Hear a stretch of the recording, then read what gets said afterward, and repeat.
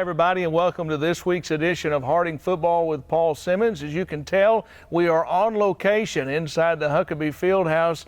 And Coach, this is great to be in here. I tell you, I've gotten a chance to come in and see the team work out several times in here. But every time I come in, I find different things about this place that I love, and what a great addition for this program. I tell you what, Billy, I'm the same way. You know, obviously I'm in here every day, but it's still, you know, every time I walk in, it's still, in a small way, takes my breath away. It is just, it's unbelievable. It's unbelievable for our kids.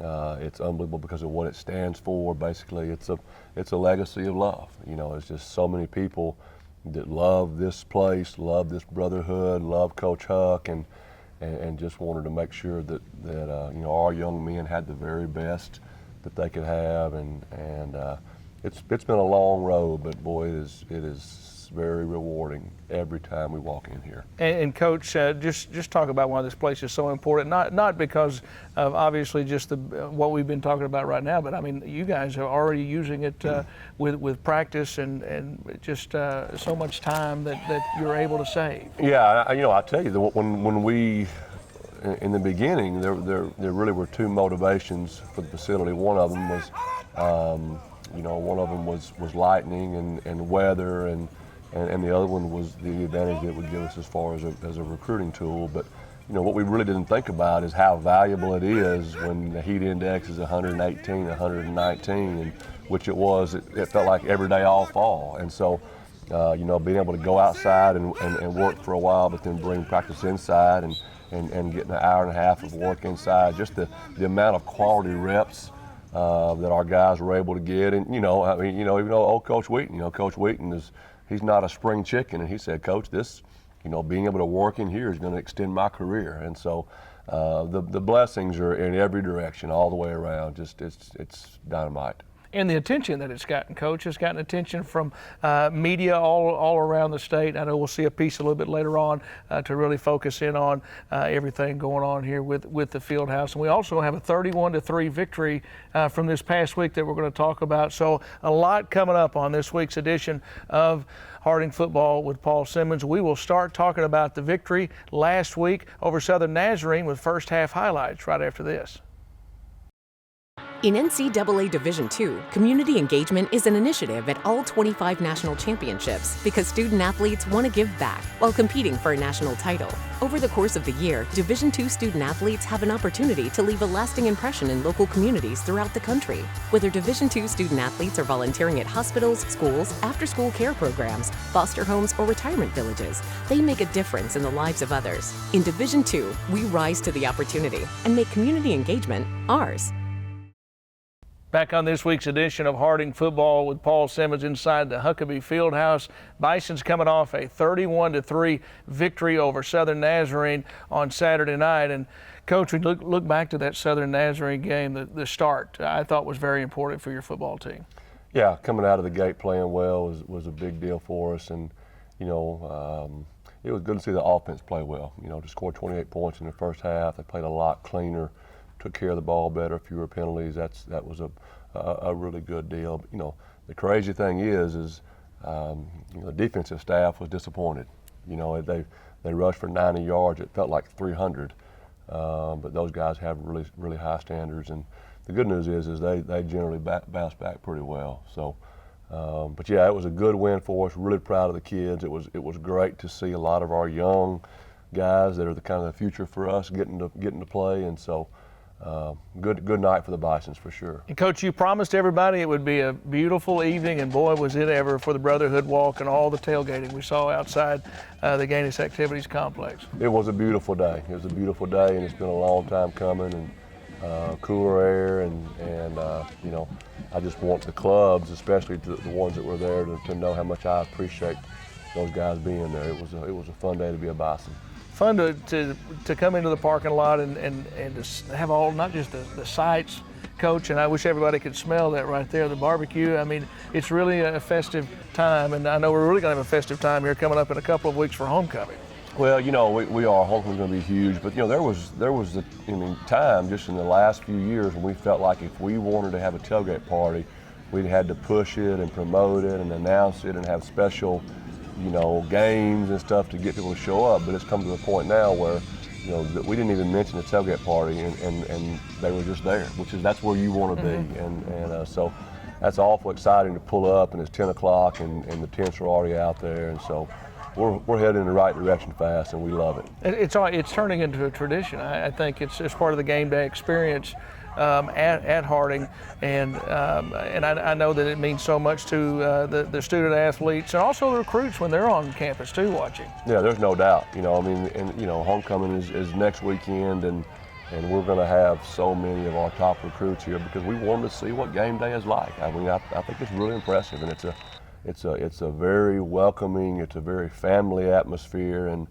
that's what, you know, we always say that if young men, if they really knew what our place was like, all of it, then there'd be no decision to make, you know. And so we just want them to be here and see this place as much as they can for who we really are. But yeah, it's a big deal.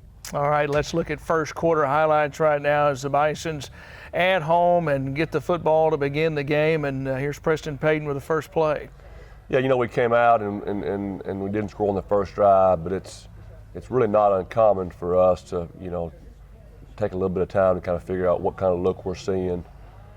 You know, there's a unique problem. We end up kicking the ball out of the end zone. It was a 55-yard punt, you know. So later in the game, you might have seen we took a delay of game just to back him up so he had room to go ahead and hit it good, and he's really punting the ball well. Going to get good field position right here on this second. Yeah, and we don't believe in that. You know, this is junior high looking stuff. You know, Jacory's a dynamite player, but he kind of went back to his junior high roots right there. We don't run side to side like that, but he certainly has given us a spark in the return game. There's old Tristan. Tristan had, you know, 120 yards, 2 touchdowns. He graded out highest of all the slots and played really well. Preston Payton played his best game of the year as far as, you know, the things that matter the most, which is taking care of the football, number one, and decision making, number two. He did really well. Very few misreads, and I'm gonna tell you now, when the Bisons do not give the ball away, we are awful hard to beat. This drive right here in the first quarter, and the Bisons driving, and we're going to see Tristan Tucker make a nice cut right here. Yeah, nice cut, but again, you know, great blocking out there in front by Taylor, great decision making by Preston. That's the way it's supposed to look. But it takes a lot of the right pieces working together for it to look that way. You know, any piece of the puzzle that's off, it's not going to work. Ennis adds the extra point. Bison's up 7-0 now at this point late in the first quarter. And boy, Dylan Hendricks, every game I just see him come up and make a play like that. Yeah, Dylan's getting better and better. This was actually the first time that Dylan's mother had got a chance to be here to watch him play, so it was fun to see him play fast and make big plays. And Dylan is a wonderful young man. He's such a special guy. 4-7 punts in the football game on Saturday night. And now get the football back. You're up 7-0. Good to see old Malik hitting it hard. You know, Malik, he'll get behind his pads, run the ball hard, and really, really proud of that.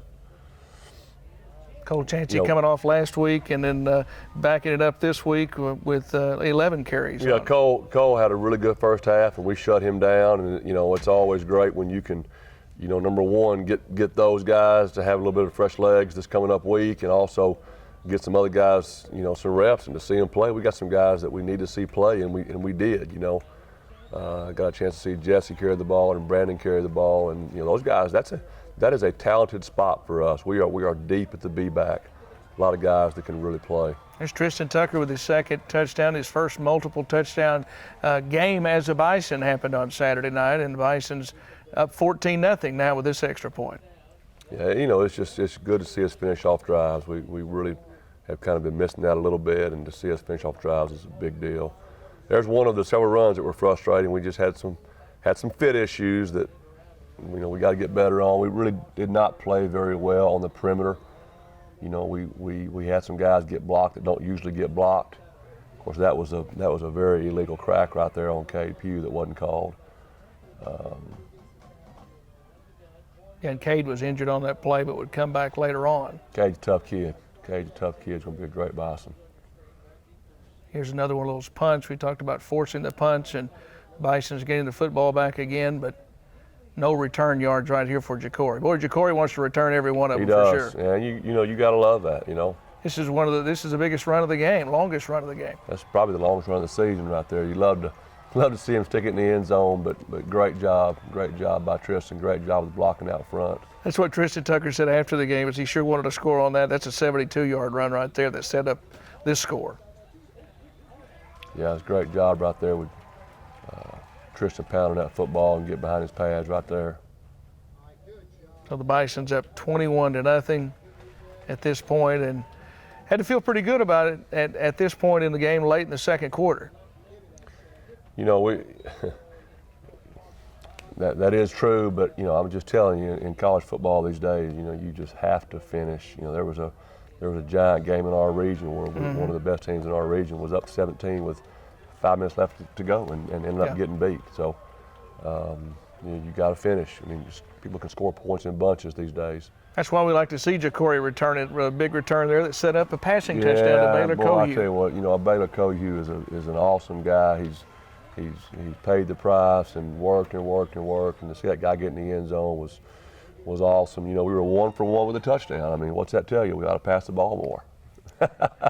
Bison's with a lead at the half, and I know that you talked about wanting to clean things up and working on that this week. But Coach, with that half and with everything going into the halftime locker room, that lead I know is never completely safe, but that's for sure the start you want to get off to every week. Yeah, no doubt. That's how we want to play when we get out in front, and our offense can run the football and use that clock. And you know, it definitely was a week again where you felt you could feel their offense, you know, getting tighter, and felt they had to make big plays, and that's the spot we love to be in.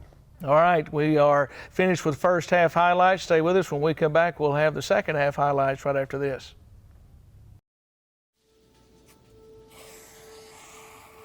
Dad? Just 1 minute, okay? Hey, Bobo, do trees tell each other stories? I'm sorry. I'm afraid I don't know that. Hey, why don't we go find out?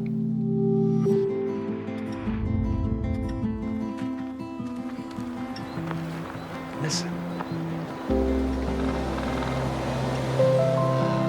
Do clouds take naps? I couldn't tell you.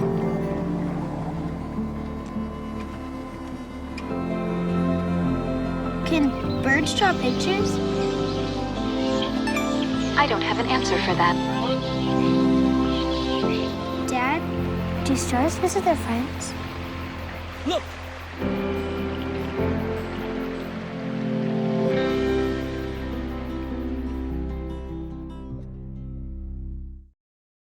Back on this week's edition of Harding Football with Paul Simmons, on location inside the Huckabee Fieldhouse, and the Bison's 28-0 with the advantage at the half as we get ready here in a moment to look at the second half highlights as the Bison's, and we'll look at third quarter highlights right here, 28-0 coming out, and obviously not taking anything for granted, and you've got to keep your edge here as we start the second half. Yeah, well, you know, it didn't, at the time, it did not feel like it, but when we lost 2 years ago at Southern Nazarene, had a big lead late, you know, that certainly has been a blessing because we never forget. I mean, we never forget how quickly we can let that go away. Boy, this was frustrating. We had some of our best pressure of the whole season, and that guy just was, you know, he did a great job escaping. And coming in, we knew that he could run, and for the most part, he had held him down before that play right there. Yeah, I was surprised. You know, we really, you know, look. I mean, we're in the backfield right now, but he just did a good job staying alive. You know, I mean, they had 150 yards of offense, and you know, at least half of it was just him staying alive and making plays. And you know, there you see O'Shea Goo coming off the edge, and you know, he really gives us a spark with his speed. We were sick to see that ball go in. We were really hoping to get another shutout, but I guess that falls in the category of being greedy. You talked about Jesse Honus getting in there, and now getting to see Robert Wilkie running the offense. Yep. Robert came in and did a bunch of good things. Obviously put the ball on the ground one time, but you know, as a quarterback in this offense, you know, you've got to let a guy make some mistakes as he learns. It's nothing like game time reps. Drive here in the third quarter, and you did get to play a lot of people on Saturday night. I know you like that. Oh yeah, no, it's a big deal for us to, the thing is, if we're gonna have the kind of season that we want to have, it's gonna take all of us. I mean, we need guys to get quality reps because there's a great chance that the guys that aren't playing very much are going to be huge important if we can, get through some ball games and have a chance to be in the playoffs. We need everybody. That touchdown right there was negated by a block in the back, but it was a turnover. So Southern Nazarene with the football, and then your defense would take it right back. Yeah, Mike Gant with a big play out there with penetration. Really, really happy to see that. Now you see the protecting the football right there and getting some good, strong yards from Robert Wilkie, moving into the fourth quarter, and the Bisons with a 28-3 advantage right here. And that's so Brandon Berry, who's he's a transfer for us, really talented guy. He runs really heavy. We just got to get that guy more chances. How big was this for Grant Ennis to come in and get a 40-yard field goal right there? I was watching the reaction on the sideline, and everybody was giving him some helmet. Well, I tell you what, if you haven't noticed, that guy's confidence is just every week, every game it goes up, and he rarely misses a kick even in practice, and when he does, it's because he doesn't line up right, because he kicks the ball straight, which that's a good trait when you're a kicker. But no, he's got a great future for us. We're really proud of Grant. Bisons now, there's the handshakes afterwards, and that's always my favorite point in the game when I get to see the Bisons headed to midfield after a victory like that and coach 31-3, a convincing victory at home. Yeah, no doubt. And I told the guys on Tuesday, I said, how we play, how we practice when we're playing against a team whose record says they might not be great. That's a big character issue, because all across college football, every Saturday you will see teams that are supposed to win big show up, sleepwalk, have an arrogant mentality, and either get beat or barely hang on. And we don't ever want to be that way. I mean, we want to respect everybody we play. We want to value the chance to play. I mean, for all these guys, even the freshmen, they just have so few chances to line up and do this. And I told them all week long, guys, you have to value and appreciate every time God gives you a chance to do this, because it's going to be gone pretty quick. And there are blessings in my life that are unbelievable, my family and my wife, but there is nothing like being in that huddle with your brothers, with those shoulder pads on, and nothing like that. And it's gone so fast. So we really, really try to value every chance we get. So the Bisons victorious 31-3 on Saturday night, and after the football game, we had a chance to catch up with Shea Olubi and Mills Bryant. Yeah, I've definitely had supreme confidence in my abilities for the past couple of years now. I definitely feel like this is a game that I'm used to having, that I want to have more of, you know what I'm saying, that's inside of me. So I'm just ready to turn it loose whenever they let me go. And when Coach Bigelow came to you earlier this week and said, "Hey, we're going to throw you in with a new kind of wrinkle," how did you take that as a challenge? I knew that they were going to get me ready. That's the main thing. I had faith in the coaches that they were going to get me ready. Yeah. They weren't going to put me out there if they didn't feel like I could do it. So, but when they put me out there, I knew that they had faith in me, and so I had faith in myself. Awesome. Did you have any say in the conversation with Coach Bigelow? I mean, did you initiate, or did he initiate, and did you have to convince them? He just came up to me. I mean, it's always been a running joke. I mean, ever since I even got recruited here, that I was going to end up playing D-end here. And so he just came up to me on Monday and said, "Oh, like you might end up playing D-end." And I thought it was a joke, And then Tuesday comes around and he's giving me a packet, So it was one of those deals where I took faith in him again and decided that I'm gonna run with it and see what goes on. Just tell us a little bit about what it's been like coming to a new school, learning the defense, fitting in on a defense that's been nationally ranked, and just kind of how you felt about that throughout this early part of the season. Yeah, they definitely made it really easy on me. I mean, they simplified it down as much as possible. One thing that they definitely did is they made sure that I was going to fit in this culture. They made sure that I worked hard, worked as I was expected to work, and did things the way that I'm supposed to. You know what I'm saying? And that's one thing that I definitely feel like helped me, because it made me learn quicker, it made me learn fast, and we just turned it up from there. Kind of take us through a week of preparation for a game like this as an offensive lineman, starting with the beginning of the week. Yes, sir. Especially this week. This week was a great week of preparation for the O-line and for the entire offense.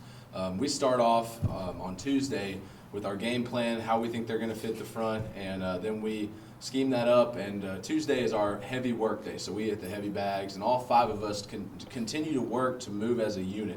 And that's what it's all about, all 5 of us moving at once. There's 6 at sometimes if we run tight end, but we have to move all together as one, and that's what we work on every single day of the week. We're hitting the heavy bags as one, we're hitting the low sled as one, and we're moving as one on the offensive side of the ball, and that's how our preparation has really been. And this week was no exception. It was a great week of practice, so I'm proud of all 5 of the guys that I suit up with. Coach, talk about Shegu Olubi and also Mills Bryan. You said after the game, first up about Shegu Olubi, that boy, the pressure that he was able to put on the quarterback was a big part of the victory on Saturday night. Yeah, we you know, his speed really made us better. You know, we have a 3rd and long pressure package where we bring in usually 4 DNs and guys that can really run, and we move and twist those guys, and he's been playing strong safety and really, honestly, fighting to find his role.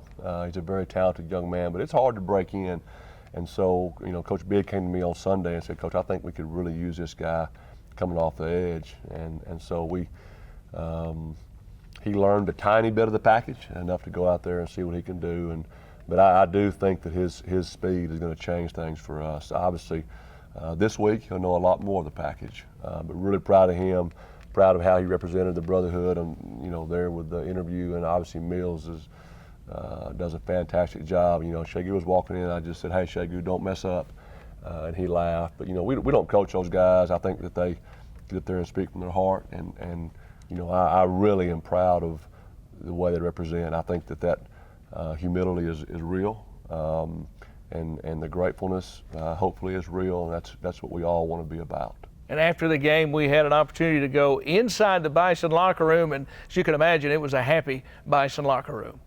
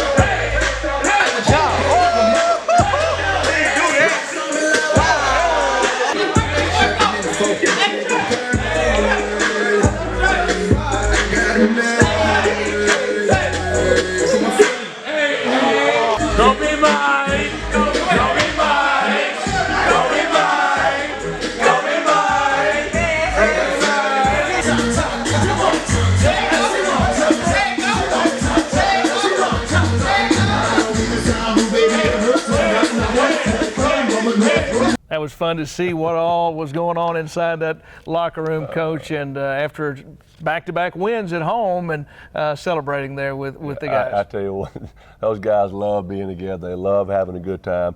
I don't know what happened, but last year we had a little small speaker in the locker room, and then this year for a few weeks we didn't have one. I don't know if it was the seniors that took it with them or what. So I got a little money together and went and bought a couple of speakers in there, and I tell you what, those guys are hilarious, and they, you know, that's what people don't realize, that when you look back on your time as a player, you know, the games are important, but what you really remember is that the joy and the love of being together, the bus rides, the locker rooms, the hilariousness that goes on, and I tell you what, now I miss it. I miss it. I would trade anything to be back with those guys as a part of that group. I mean, I wouldn't have any dance moves, but I would try, I promise you.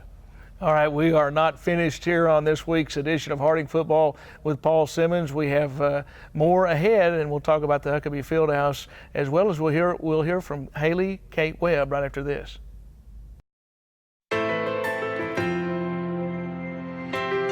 Yeah, you can be the greatest, you can be the best, you can be the king, come banging on your chest. You can beat the world, you can beat the war, you could touch up that door banging on his door. You can throw your hands up, you can beat the clock, you can move a mountain, you can break rocks, you can be a master, don't wait for luck, dedicate yourself and you can find yourself.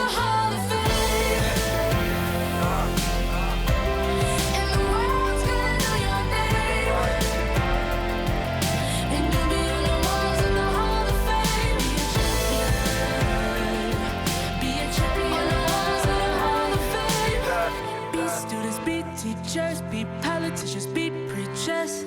Yeah, yeah. Be believers, be leaders, be astronauts, be champions. Standing in the Hall of Fame. Back on Harding Football with Paul Simmons, and now it's time for Haley Webb to catch up with the Bison. This week it is Jordan Allison. Thanks, Billy. I'm here with senior defensive lineman Jordan Allison, and we're here to learn a little bit more about him. Are you ready? Yes, let's do it. All right. What is the toughest crowd you've ever experienced as a player? Ooh, I think that has to be UIndy, just because halfway through the game, like, it started raining like crazy. We had to go inside. It was like a 2-hour delay. And then when we came out, it was still raining and pouring, but like our defense was just off the charts, jumping around, excited, ready to get after them. All right. If you didn't play football, what would you play? That's a good question. I feel like if I didn't play football, it would probably have to be basketball. I used to play basketball when I was younger. I hated football. I hated the physicalness. And I had a pretty sweet jump shot when I was younger. And so, yeah, I think it would have to be basketball. Yes, ma'am. Okay. Yes, ma'am. What is one concert you've always dreamed of going to? That's a good question. I think a concert I've always dreamed of going to was maybe just like an Andy Mineo or Lecrae concert. Lecrae? Yeah. Didn't he come to Harding? Yes, he did, you go? did, but I missed it sadly because I had a test the next day. And so, okay, yeah. Well, maybe you'll get to go to a Lecrae one someday. Yes, hopefully. Okay, if you're cooking dinner, what are you making? Ooh, if I'm cooking dinner, it would probably have to be cheap. I love cheap, but really good, and so it'd probably be like spaghetti, angel hair noodles, Italian sausage, beef, all that cooked in the mix.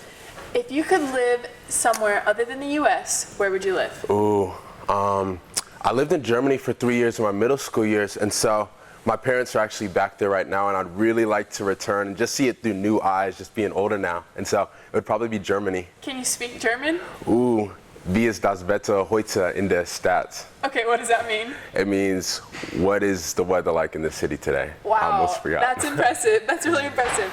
Okay, last but not least, give me your best Coach Simmons impersonation. Ooh, I actually kind of have two of them. Like whenever the game is at its highest point, even whether it's first drive, like I'll be out in the field. It's kind of like a call and exchange. And I know without relent, I can look to the sideline. You'll see Coach Simmons with both arms in the air yelling like, battle, fight for your brothers or something like that, or just off the chain. And another thing, one of my favorite moments is I was in the game, and this had me cracking up on the field. Like Coach Simmons he always does, like one of his calls is just like really out there, and you'll just see him on the sideline, and then he'll put two hands, and it's kind of like that thing where he goes back and forth, and it's like it's always fun, like being on the field and just looking over and being like, man, it's time to roll. Let's roll these cats. And so that's probably my favorite two things he does.